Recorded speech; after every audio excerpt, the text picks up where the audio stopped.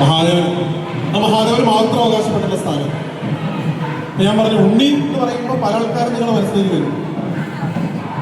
പക്ഷേ അച്ഛൻ എന്ന് പറയുമ്പോൾ ഒരാളുടെ സ്തംഭം മാത്രമാണ് നമ്മുടെ മനസ്സിലേക്ക് ഓടി വരിക. അത് ജഗത്തിന്റെ മുഴുവൻ പിതാവിന്റെ സ്ഥാനം അലങ്കരിക്കുന്ന സാക്ഷാൽ മഹാദേവൻ. രഘുവംശം തുടങ്ങുന്നതിന് മുമ്പ് കാളിദാസൻ എഴുതുന്നുണ്ട്, വാഗർത്താവിന്റെ സമ്പർത്തം എന്ന് പറഞ്ഞ് തുടങ്ങുന്ന ശ്ലോകത്തിൽ അദ്ദേഹം പറയുന്നു, ജഗത്തിന്റെ മുഴുവൻ മാതാപിതാക്കളായിട്ടുള്ള പാർവതി പരമേശ്വരന്മാരെ ഞാൻ നമസ്കരിക്കുന്നു എന്നാണ് രഘുവംശത്തിന്റെ ഒന്നാമത്തെ ശ്ലോകം.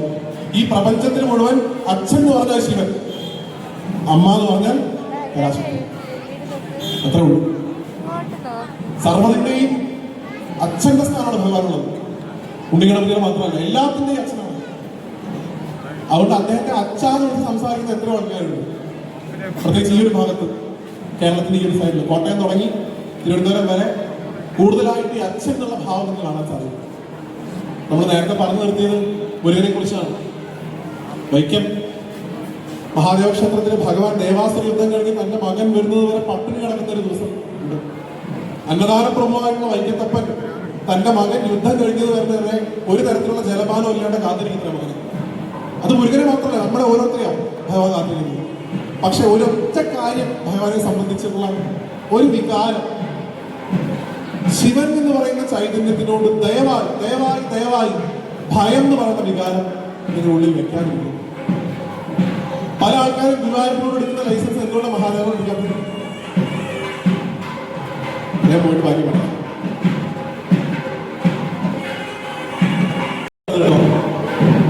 പല ആളുകളും ഭഗവാനെ പ്രാർത്ഥിക്കുന്നത് ഉള്ളിൽ എവിടെയോ ചെറുതായിട്ടെങ്കിലും ഭയത്തിന്റെ ഒരു കണിക അവശേഷിപ്പിച്ചുകൊണ്ടാണ്. കാരണം ഭഗവാന്റെ രൂപം, ഭഗവാന്റെ സ്വഭാവം, ഭഗവാനെ വിളിക്കുന്ന ക്ഷിപ്രകോപികളാണ്. അതിലും വലിയൊരു ഇൻസൾട്ട് നിങ്ങൾക്ക് ഭഗവാന് കൊടുക്കാനില്ല. ഞാൻ പറയുന്നു, അപ്പൊ ഞാൻ നിങ്ങളുടെ വീട്ടിൽ ഗസ്റ്റായിട്ട് വന്നു വിചാരിക്കുക.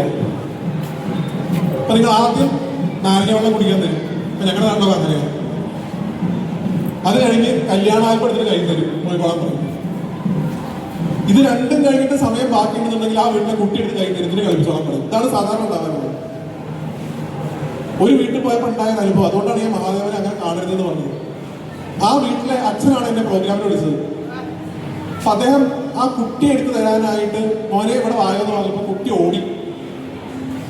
നമ്മൾ വിചാരിച്ചൊരു തമാശയാണ്, രസമാണ്. കുട്ടി അച്ഛന് പിടി കൊടുക്കാണ്ട് ഓടി ഓടി ചെന്ന് അമ്മയുടെ സാരയുടെ പുറകിലേക്ക് ഇങ്ങോട്ട് കയറി ചെന്ന് ഒളിഞ്ഞു നിന്നു. അപ്പോ അച്ഛൻ, എന്റെ കുട്ടി ഇങ്ങോട്ട് വായോ, എന്റെ സ്വത്ത് വായോ എന്നൊക്കെ പറഞ്ഞ് കൈ കാണിച്ചു ചെന്നപ്പോ കുട്ടി അമ്മയുടെ സാരിയുടെ പുറകിൽ നിന്ന് ഉറക്ക വിളിച്ചു പറഞ്ഞത് ഞങ്ങൾ മാത്രമല്ല, അത് വഴികൂടെ പോണ ആൾക്കാർ കേട്ടു, എനിക്ക് അച്ഛനെ പേടിയാണ്.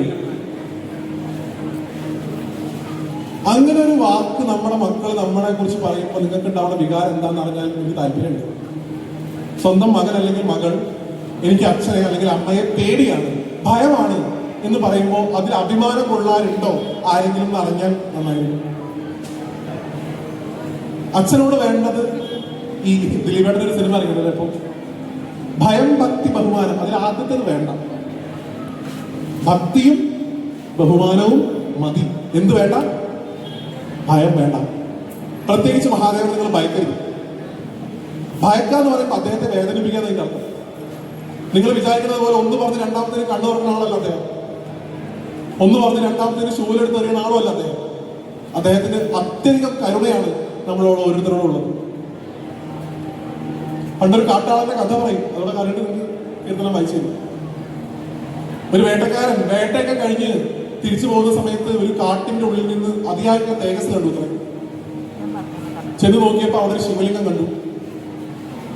അദ്ദേഹത്തിന് ആ ശിവലിംഗത്തിനോട് എന്തോ ഒരു ആത്മബന്ധം തോന്നി. ആ ശിവലിംഗത്തിന്റെ ചുറ്റും നടന്നിരുന്ന കരിയിലകളും ബാക്കിയുള്ള കാര്യങ്ങളൊക്കെ മാറ്റി വൃത്തിയാക്കി ശുദ്ധിയാക്കി വെച്ചു. നാട്ടിലെ അമ്പലത്തിൽ പൂജാരി ചെയ്ത് കണ്ടിട്ടുണ്ട്. വന്നിട്ട് നിർമ്മാല്യം മാറ്റി കഴിഞ്ഞാൽ പിന്നെ ശിവന് ധാരയാണ് പതിവ്. തന്റെ കയ്യിലുള്ള ഒരു കുടം കൊണ്ട് അടുത്തുള്ള സമീപത്തുള്ള ഒരു ജലാശയത്തിൽ പോയി ആ കുടത്തിൽ മുഴുവൻ വെള്ളം എടുത്തിട്ട് കൊണ്ടുവന്നു. ശിവലിംഗത്തിന് ധാര കഴിഞ്ഞാൽ നോക്കിയപ്പോഴാണ് മനസ്സിലായത് കുടത്തിന്റെ അടിയിൽ ഓട്ടുണ്ടായിരുന്നു, ഉള്ള വെള്ളമൊക്കെ പോയി. അപ്പൊ കരുതി കൈക്കുമ്പിളിൽ വെള്ളമാക്കി കൊണ്ടുവന്ന് അഭിഷേകം ചെയ്യാം. കൈക്കുമ്പിളിൽ വെള്ളം എടുത്ത് വന്നു, അതും വെറ്റി അതും പോയി. ഭഗവാനെ, ഞാൻ അങ്ങേക്ക് എങ്ങനെ ധാര കഴിക്കുന്നു തോന്നിയപ്പോ ഭഗവാന്റെ പ്രിയപ്പെട്ട മകനായിട്ടുള്ള ഗണപതി ഉള്ളിൽ തോന്നിച്ചു ഒരു ഐഡിയ. സന്തോഷത്തോടുകൂടി ജലാശയത്തിലേക്ക് ഓടി വെള്ളത്തിലേക്ക് എടുത്ത് ചാടി വെള്ളത്തിലേക്ക് ഇങ്ങനെ മുങ്ങിക്കിടക്കുന്ന സമയത്ത് വായ തുറന്ന് ആവശ്യത്തിലധികം വെള്ളം വായിൽ സംഭരിച്ചു. ശിവലിംഗത്തിന്റെ അടുത്തേക്ക് പതുക്കെ പ്രാവശ്യം പോയത്. വെള്ളമൊന്നും പോയില്ലെന്ന് ഉറപ്പുണ്ടായിരുന്നു. വായിൽ നിറയിൽ വെള്ളം വെച്ച് ശിവലിംഗത്തിന്റെ മുമ്പിലെത്തിയപ്പോൾ നീട്ടി തുപ്പി ശിവലിംഗത്തിന്റെ മുകളിലേക്ക് എന്ന് പറഞ്ഞു, ഭഗവാനെ, ഇതാണ് അങ്ങേക്ക് തരാനുള്ള ധാര. ഇങ്ങനെ എനിക്ക് ധാര കഴിക്കാൻ അറിയുള്ളൂ. ധാര കഴിഞ്ഞാൽ പുഷ്പാഞ്ജലി നടത്തുമെന്ന് അറിയാം. ഒരു മന്ത്രം അറിയില്ല, പഞ്ചാക്ഷരം പോലും അറിയില്ല. ശിവലിംഗത്തിന്റെ പുറകിൽ നിന്നിരുന്ന ഒരു മരം പിടിച്ച് കുലുക്കി കുറെ പൂക്കൾ അതിന്റെ മുകളിലേക്ക് വീണു. ഭഗവാൻ, ഇതാണ് എന്റെ അർച്ചന, ഇതെനിക്ക് തരാനുള്ളൂ.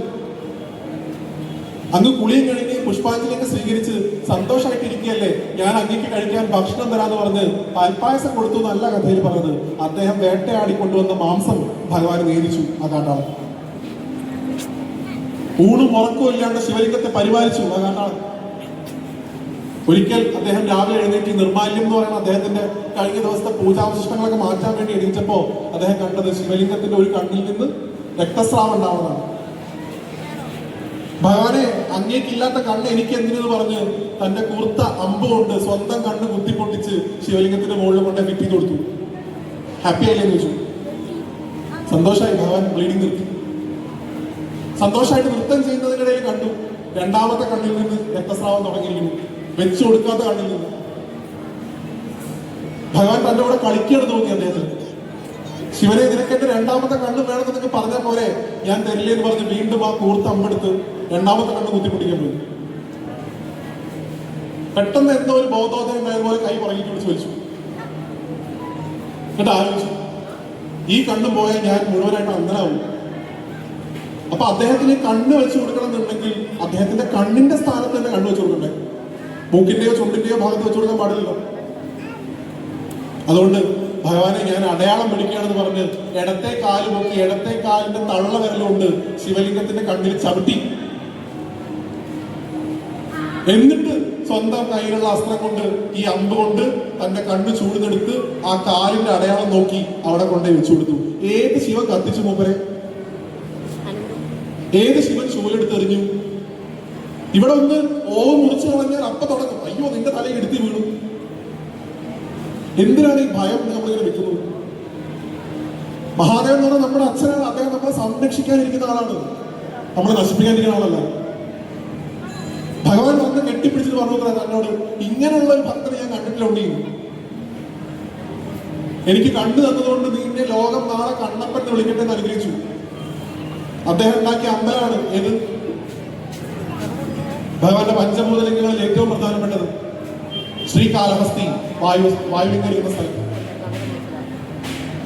കണ്ണപ്പൻ എന്ന് പറയുന്ന വേടൻ തുപ്പിയപ്പോ, കണ്ണപ്പൻ എന്ന് പറയുന്ന വേടൻ മാംസാഹാരം നേദിച്ചപ്പോ, കണ്ണപ്പൻ എന്ന് പറയുന്ന വേടൻ കാലുകൊണ്ട് ചവിട്ടി പിടിച്ചപ്പോ സ്വന്തം അച്ഛന്റെ ദേഹത്ത് ഒരു കുഞ്ഞെ കുട്ടി അതിന്റെ കാൽപാദം വെച്ച് കളിക്കുന്നതായിട്ടേ ഭഗവാൻ തോന്നിയിട്ടുള്ളൂ. അല്ലാണ്ട് തന്നെ അപമാനിച്ചു തന്നെ. അതൊന്നും ചെയ്താൽ ശിവൻ കോപിക്കുന്നു കരുതരുതേ.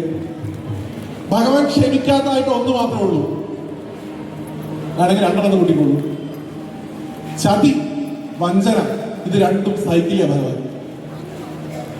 മഹാദേവൻ അത് ഏറ്റവും പ്രിയപ്പെട്ട ആളാണെങ്കിൽ സഹിക്കുക.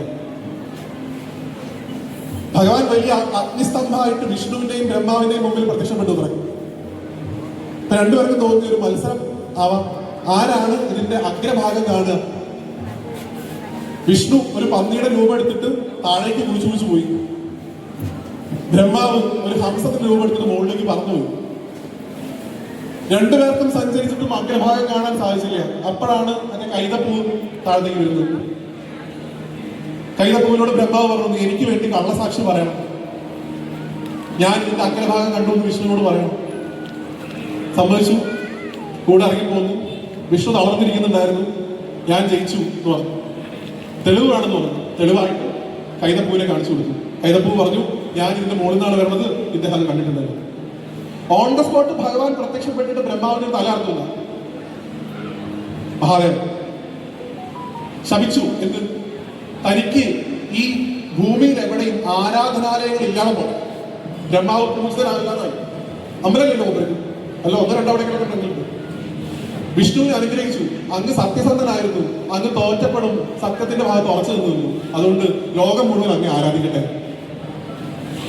അങ്ങനെയാണ് വിഷ്ണുവിന് ആരാധനാലയങ്ങൾ കൂടിയതും ബ്രഹ്മാവിന് അമ്പലങ്ങൾ ഇല്ലാണ്ടായതും ഒരു കഥയുണ്ട്. ഞാൻ ഈ കഥ പറയാനല്ല വിസ്തരിച്ചത്. ചതിയും വഞ്ചനയും മഹാദേവന്റെ ഭക്തർക്ക് ഉണ്ടാകരുത്. നിങ്ങൾ ഏറ്റവും മോശപ്പെട്ട സ്വഭാവമുള്ള ആൾക്കാരായിക്കോട്ടെ, ഒരു കുഴപ്പമില്ല. എല്ലാ ദുശീലങ്ങളും ഉണ്ടായിക്കോട്ടെ, നോ പ്രോബ്ലം, നിങ്ങൾ അഡ്മിറ്റ്. പക്ഷെ ഒരാളെ വേദനിപ്പിക്കാൻ വേണ്ടി ചതിച്ചാൽ, ഒരാളെ വിഷമിപ്പിക്കാൻ വേണ്ടി വഞ്ചിച്ചാൽ അദ്ദേഹം വെറുതെ ഇരിക്കരുത്. ഭഗവാന്റെ ഏറ്റവും പ്രിയപ്പെട്ട ഭക്തന്മാരൊക്കെ അസുരന്മാരായിരുന്നു. നമുക്ക് നോക്കിയാൽ കാണാം.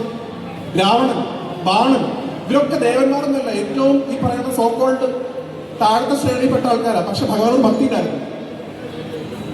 ചതിയും വഞ്ചനയും കൊണ്ടല്ല, ശക്തി ഉപയോഗിച്ച അസുരന്മാർ എല്ലാ തരത്തിലുള്ള കാര്യങ്ങളും നേടിയെടുത്തു. രണ്ടാമത് മഹാദേവന് ഏറ്റവും ഇഷ്ടമുള്ള ഒരു കാര്യം, നന്നായിട്ട് അധ്വാനിക്കും, ഹാർഡ് വർക്ക് ചെയ്യും. ഹാർഡ് വർക്ക് ചെയ്യുന്ന ആൾക്കാരെ ഇങ്ങനെ സ്നേഹിക്കുന്ന ഒരാൾ ഭഗവാനെ പോലെ വേണമില്ല. നോക്കൂ, ചന്ദ്രഹാസം എന്ന് പറയുന്ന വാള് രാവണന് ഭഗവാൻ കൊടുത്തത് ഒരു ദിവസം കൈലാസത്തിൽ വിസിറ്റ് വന്നപ്പോ ആ രാവണ കുറെ കാലം ഇങ്ങനെ സാധനം കാത്തു വെച്ചിട്ട് നമ്മൾ എടുത്തു കൊടുത്തല്ല, കൈലാസം എടുത്ത് പൊക്കി കാണിച്ചപ്പോഴാത്രേ ചന്ദ്രഹാസം എടുത്ത് കൊടുത്തത്. പാശുപതം എന്ന് പറയുന്ന അസ്ത്രം അർജുനന് ഭഗവാൻ കൊടുത്തത് തപസ്സിൽ ഞാൻ സംപ്രീതനായി അർജുന എന്ന് കൊടുക്കുകയല്ല ചെയ്യുന്നത്, അർജുനോട് യുദ്ധം ചെയ്യുന്നു ഭഗവാൻ. അർജുനന്റെ കരുത്ത് ബോധ്യപ്പെടുന്നു ഭഗവാൻ. അധ്വാനിക്കുന്ന ആൾക്കാരെ ഇങ്ങനെ ഇഷ്ടപ്പെടുന്ന ഒരാള് ശിവനെ പോലെ വേറെ ഇല്ലാന്ന് പറയും. കാരണം പ്രപഞ്ചത്തിൽ ഏറ്റവും കൂടുതൽ കഠിനാധ്വാനം ചെയ്യുന്ന ആളാണ് അദ്ദേഹം. ഒരു സ്ത്രീയും പുരുഷനും വിചാരിച്ചാല് സൃഷ്ടി നടത്താൻ കുറച്ച് സമയം മതി.